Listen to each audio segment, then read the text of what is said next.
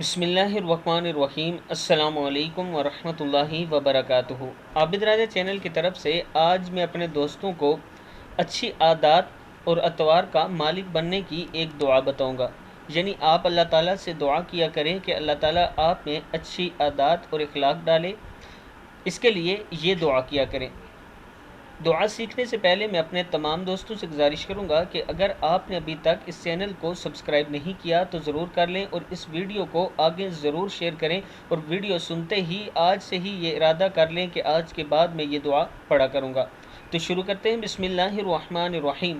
نبی اکرم صلی اللہ علیہ وآلہ وسلم کی دعاؤں میں سے ایک دعا یہ بھی تھی: اللہم اہدنی لأحسن الاعمال واحسن الاخلاق لا يهدي لأحسنها إلا أنت وقني سيئ الأعمال وسيئ الأخلاق لا يقي سيئها إلا أنت۔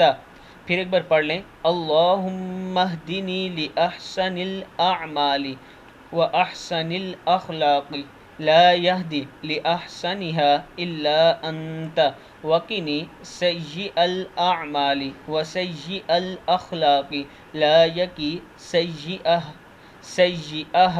الا انت۔